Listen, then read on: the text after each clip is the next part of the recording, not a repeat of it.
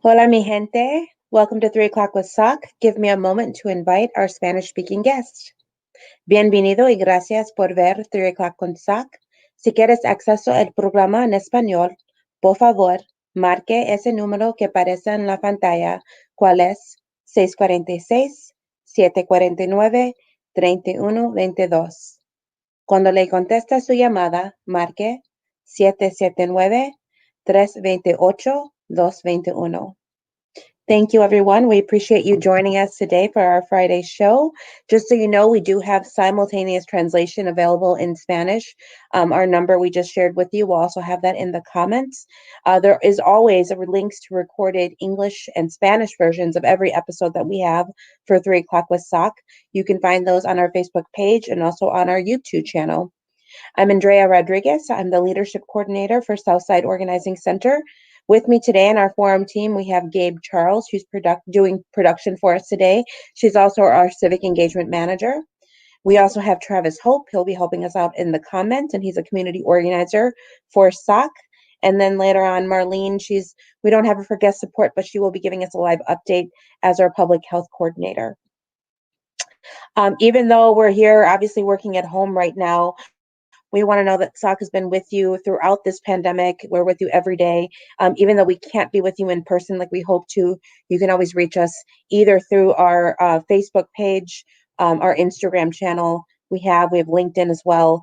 You can call us, you can email us. Our phone number is 414-672-8090. Anytime you need to reach out to us, please don't hesitate. SOC is always here for you. I want you to also know that we do have a SOC survey. We look at every single one of these. They are so important, and they let us to understand what kind of guests that you want to see or questions that you want answered on future forums. Again, it takes like maybe 2 minutes to fill out. So if you can please fill it out, please don't hesitate. We would love to have your feedback on that. Again, all of SOC staff is working virtually from home. I'm not wearing a mask right now because I'm safe. I'm away from others. But we want you to know that we hope that you're staying safe and that you're being very careful and keeping some distance out there whenever you can. We see some of you out there. We see a number of you. Oh, I'm getting a hello from one of our amazing organizers, Jasmine. Hello, how are you? Please don't hesitate to say hi to us, ask any questions, anything you want. We're here for you. So we would love to see some interaction. We love seeing our number of viewers going higher. So we're so thankful you can join us today. Today is Organizing Leadership and Community Development Day.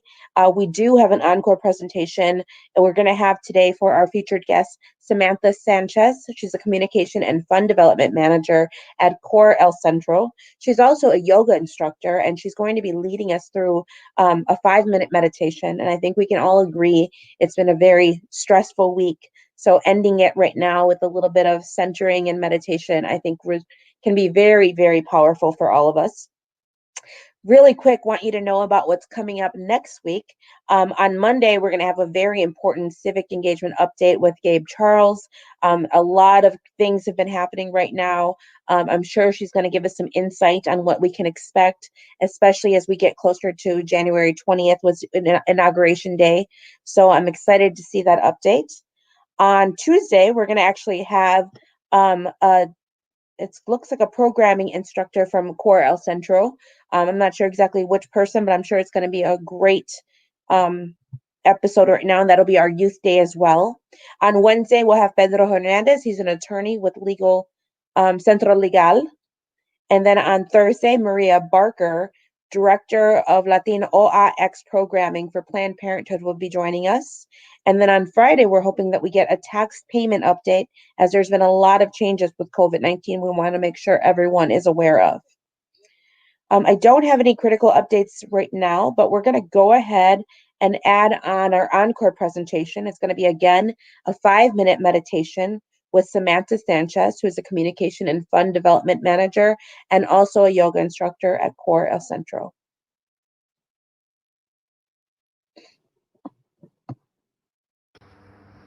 Hello, my name is Samantha. I work at CORE-El-Centro. We're a nonprofit offering accessible natural healing services. We're located on the south side in the Walker's Point neighborhood. And today, I just want to lead you on a short mindfulness a meditation body centering exercise. There's a lot of stress right now. A lot of us are having to wear masks all the time and can be stressful, and sometimes we feel like we can't breathe.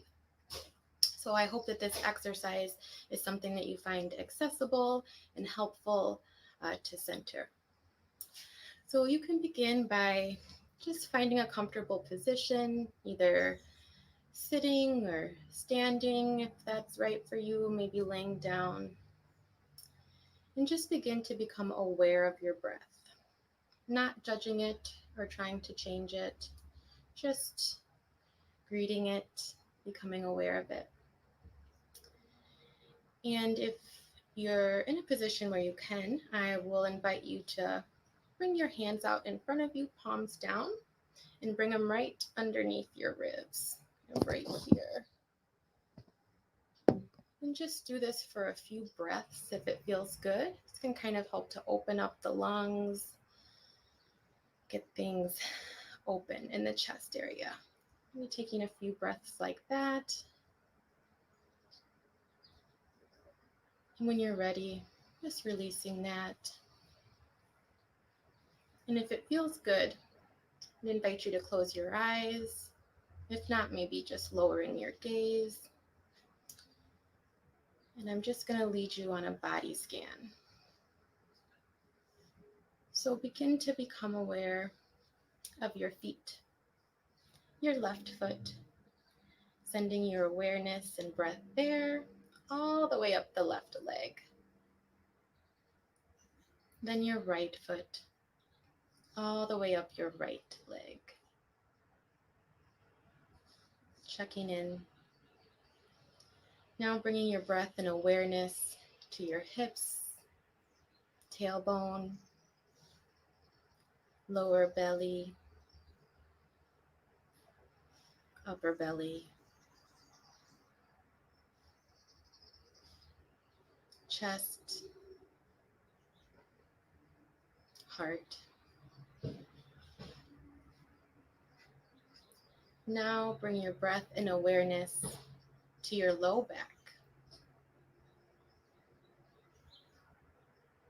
upper back, shoulders. Releasing tension with each exhale. Now bring the breath and awareness up the neck, all the way to the top of the head. Now allow your breath and awareness to permeate your whole body. And as you do this, visualize your breath as a green healing light. So as you inhale, imagine that green healing light traveling up from the very tips of your toes to the very top of your head.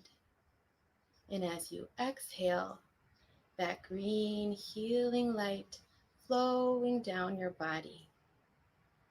Doing this several times. Inhale, green healing light traveling up. Exhale, green healing light traveling down.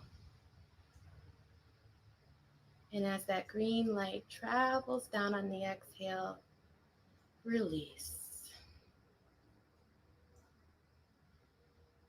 Taking several more breaths like this.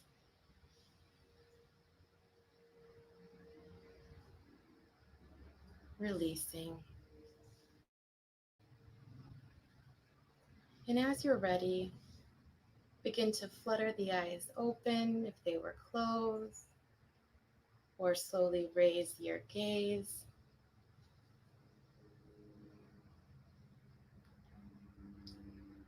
I hope that you found this to be centering, calming, and beneficial.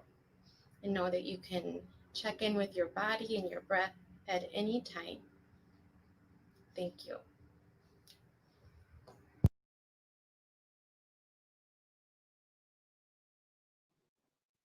Excellent. I know I really needed that. It was great to follow along with us with that video.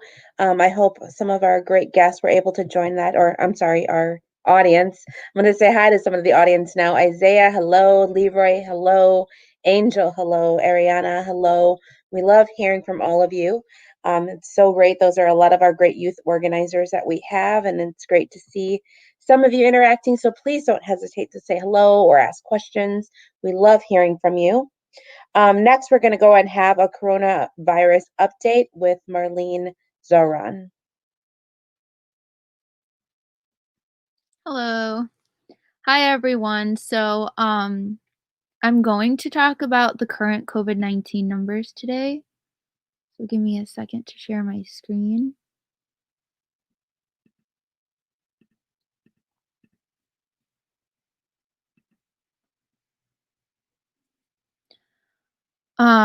So the current COVID-19 numbers today, I'm gonna look at the last 7 days in Milwaukee. This is based on the City of Milwaukee Health Department.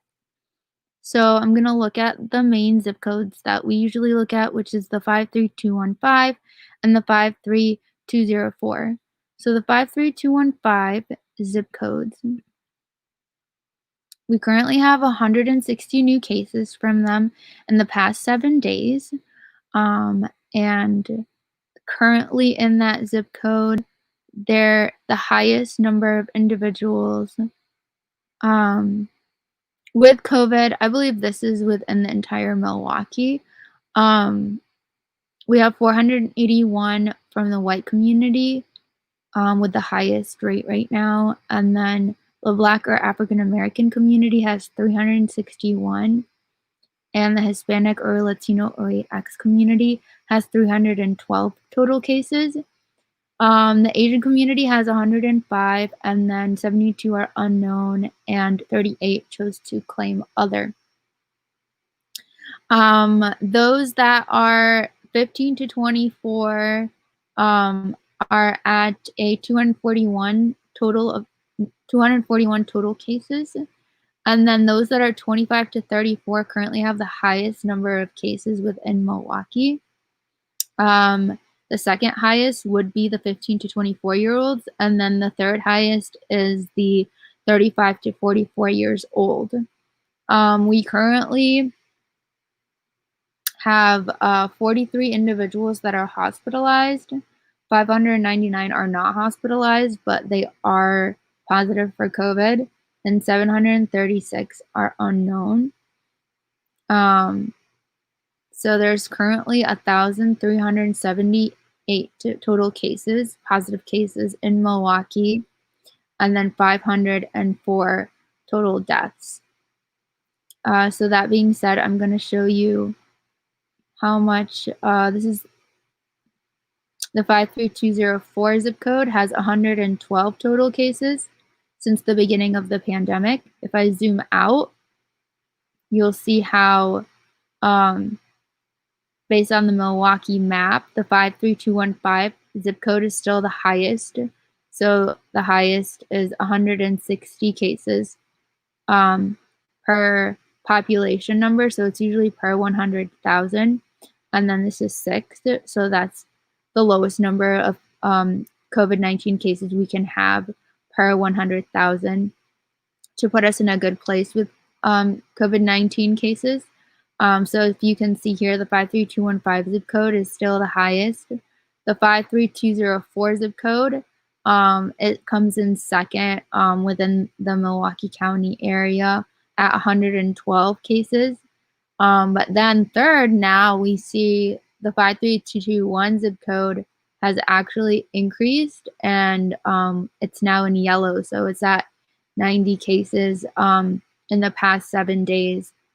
So you'll see here, it's kind of going up within these 3 zip codes, but hopefully Deputy Commissioner Claire Evers did reassure us that numbers did go down actually after the holidays. So that's a good thing. It means a lot of us are socially distancing and staying at home. One thing that she did recommend is that if you are showing symptoms, you should get the rapid test result. But if you are not showing symptoms, it's better to do the PCR test. The PCR test is just, it's shown to have higher rates of accuracy versus the rapid test, but you are more likely to show your results with a rapid test if you are showing symptoms. If you're asymptomatic, it might be better to do the longer version, which is the PCR test. Yeah, so that being said, that's my COVID-19 numbers update for you guys. I did want to quickly just go over how to order at-home COVID-19 tests. So I did figure out that you can order it without having insurance. So all you do is you put Wisconsin and then you press next. They ask you, do you have medical insurance? You're going to put no. And then you'll go down here. This talks about the whole entire test and talks about, what the test provides and how you're going to be taking a sample. By clicking this, you're claiming that you will get communication through your email for your results. And then by clicking here, you understand and agree to the terms. Then this is just going to tell you how the test works. So step 1 is you're going to order your kit. You're going to get your kit. You're going to collect your saliva, and you're going to schedule a Zoom session with one of the providers from the vaulthealth.com. And then you're going to ship the kit back. You're going to be using the provided shipping label, so they do give you free shipping as well when you get your package. And then you get your results within 48 to 72 hours after your sample arrives at the lab. So yeah, and then you answer these exposure details.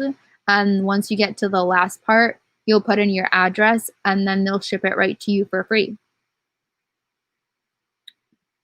So it's very simple. So you do go to vaulthealth.com.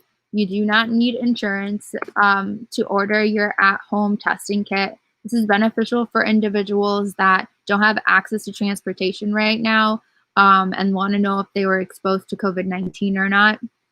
I do recommend that you do this, as soon as you can if you do get exposed to someone that that has COVID. But it's very easy. You just make an account with them as if you're creating an email address, and then you order the shipment. It was sent to me yesterday, and I did meet with a provider, and it was very simple. So she walked me through the test and how it needed to be done. I did ask her if I can record our session while we were talking, but she said that due to privacy policies with her company, she couldn't. But I did record another video walking you guys through how you would do the test while she wasn't online. But it was very easy. They just need a spit sample from you up to this much in the tube. And then you take this blue vial and you twist it on, shake it for 5 seconds, put it in the envelope, and then you ship it to UPS. I went to the UPS store to drop it off, and it was very simple. I just handed it to the UPS employee, and he scanned the barcode, and he was like, okay, you're good to go. I didn't pay for anything. It was very simple. And I will have that video for you guys on Monday so you can see how step-by-step it worked. But yeah, I hope that helps, and I hope you guys get your testing kits. They are free from Governor Evers. He did make a kind of a collaboration with this company, and a lot of the funding for COVID did go to that company. So then those that don't have access to getting COVID tests can for free. So that's my COVID-19 update for you guys. Thank you to Marlene Zaran, our public health coordinator, for that wonderful update. The link to Vault Health to get that at-home testing kit is in our comments. Thank you to Travis Hope for putting that in there. I know I'm excited about the fact that it's a supervised Zoom visit, and if you don't have a Zoom account, there are free versions of it. Feel free to get that. It's very easy to do.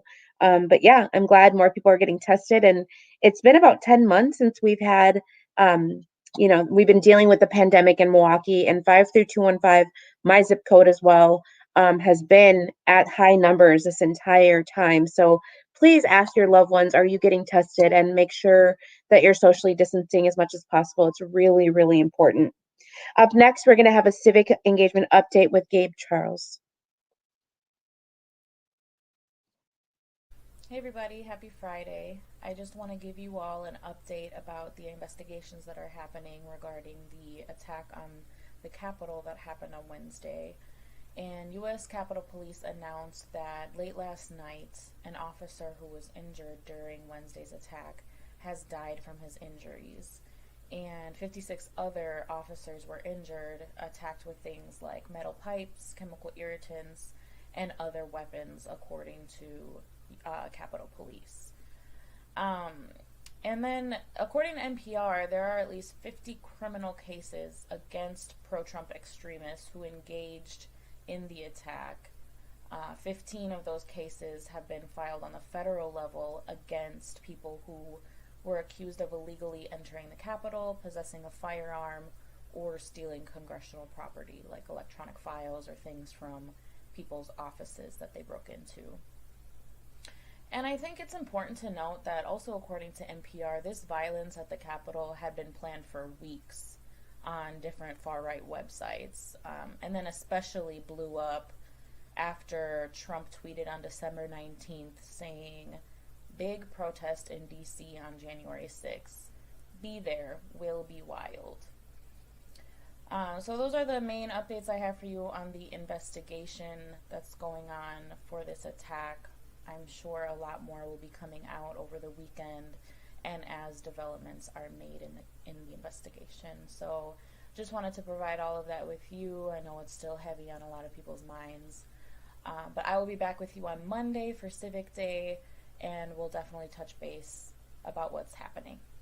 Have a great weekend, everybody. Stay safe. Thank you, Gabe Charles, for that update on the terrorist attack at the Capitol. We are definitely thinking for those individuals that were trying to keep the Capitol safe and were injured. It's like she said, it's been a very heavy week, but looking forward to her update on Monday to getting more details. Next, we're going to have our SOC feature. We'll have Nancy Bush. She is the Executive Director of the Business Improvement District number 4, the Mitchell Street bid. Hi, Nancy. Welcome to 3 o'clock with SOC. Thank you for being here with us. Thanks, Maria. Hi. So I just want to start off by asking you a little bit about yourself and your role with the Mitchell Street bid. Okay. Well, I'm the Executive Director of Business Improvement District number 4, Mitchell Street, which includes the Mitchell Street Commercial Corridor, the surrounding business neighborhood, and also within the commercial corridor, we have historic Mitchell Street.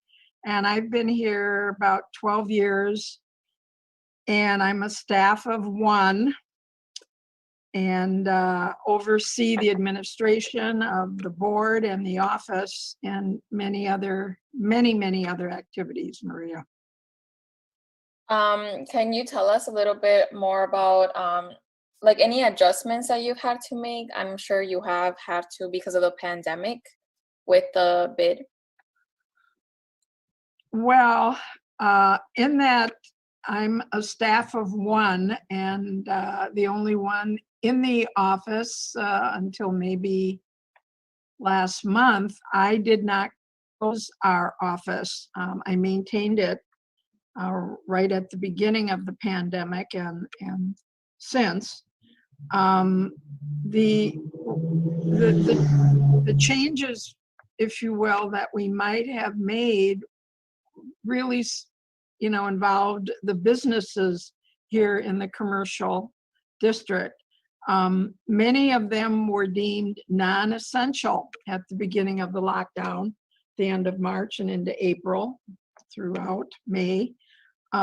So the biggest, not really an adjustment, but the biggest challenge was to keep those businesses that were closed, as well as those that were able to remain open, supplied with as much information as possible regarding the federal, state, and local grants and loans that were available to help them stay afloat if they were open, and then, of course, to help as some of the reopening began in June.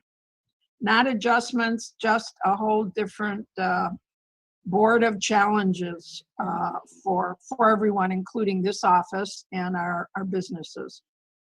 Are most businesses open now, or are everything reopened?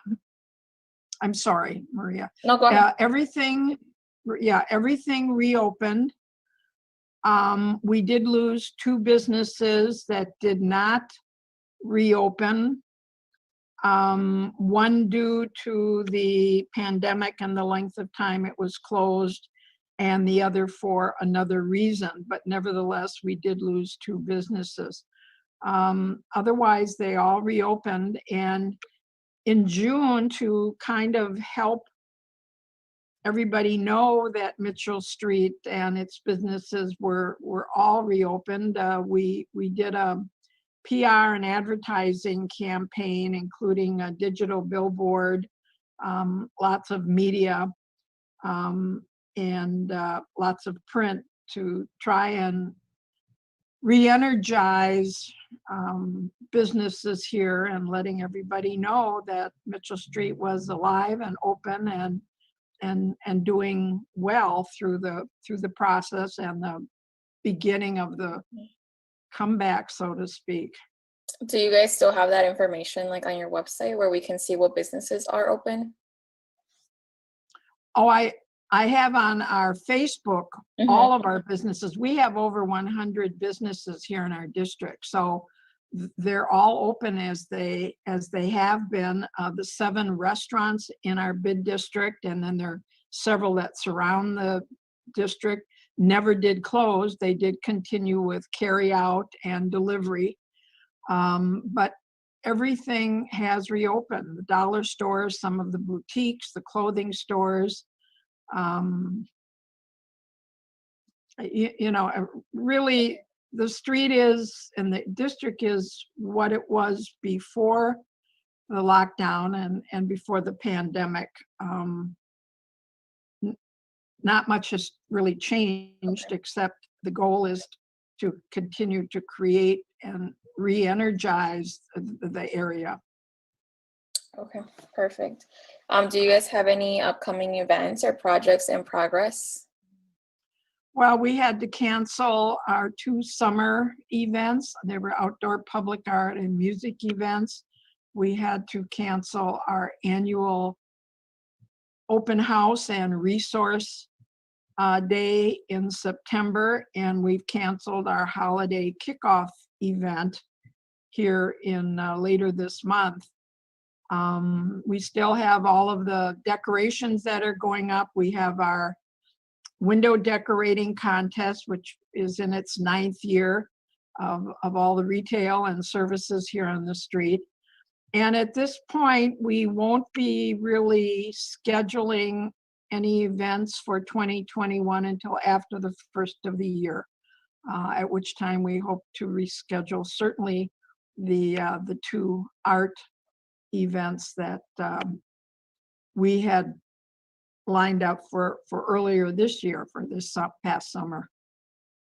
Okay. The only other thing I can tell you about is UWM School of Architecture is utilizing one of the vacant storefronts here on historic Mitchell for their mobile design box pop-up event that will start in January, 605 West Historic Mitchell Street. I have that information on our Facebook, and it has been circulated in our newsletters.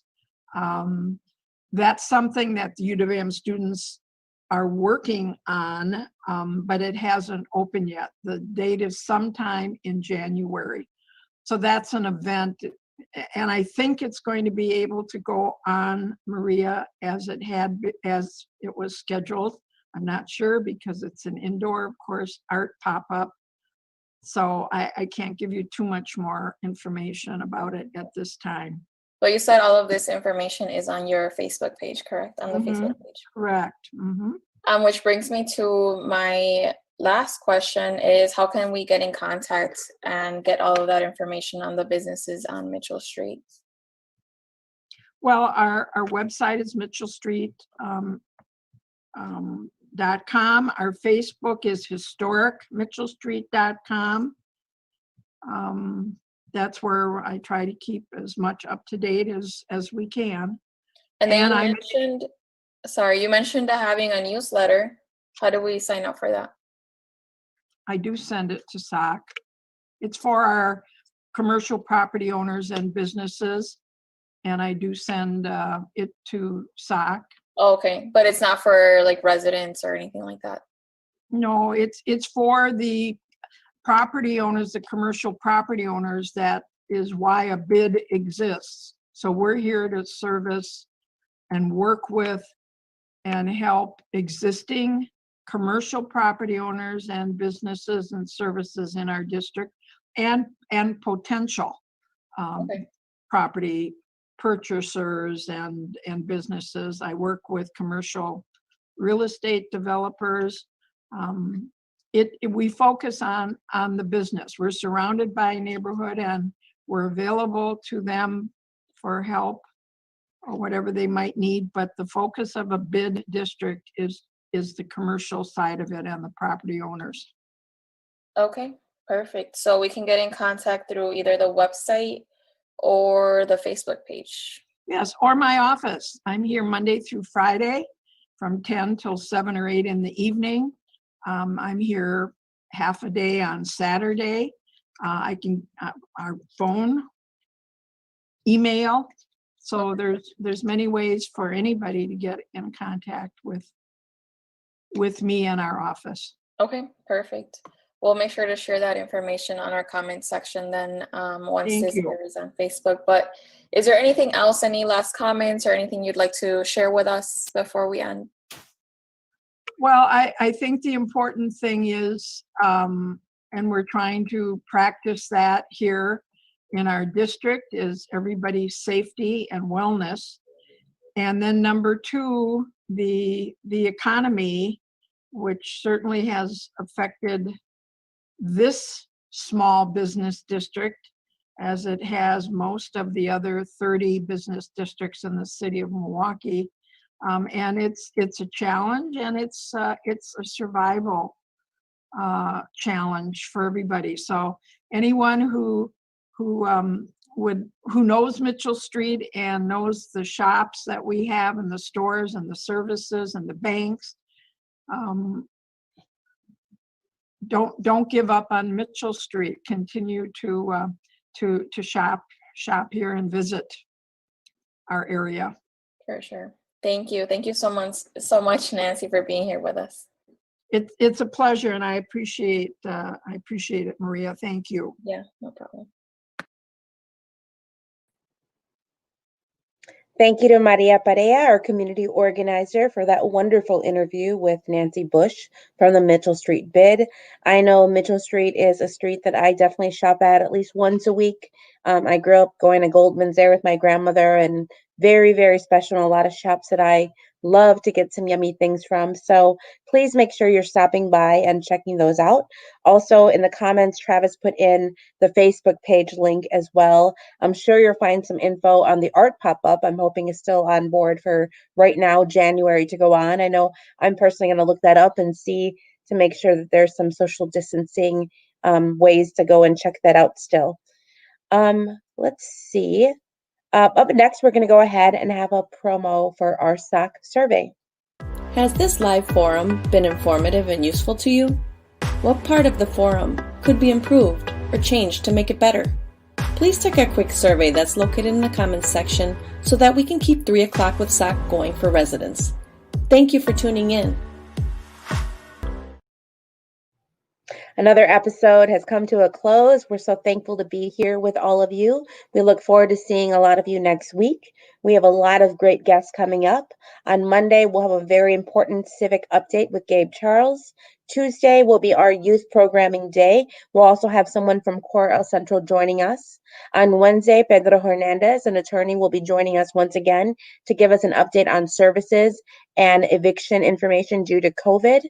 Thursday, Maria Barker, Director of Latino IX Programming for Planned Parenthood, will be here. And then on Friday, we hope to bring you a tax payment update because there's been a lot of changes going on because of the pandemic. So we want to make sure all residents are prepared because those first payments are going to be due very, very soon. We thank all of you so much. We'll see you soon. Hello, Xaviers. I am Esperanza Gutierrez, a longtime resident of the near South Side.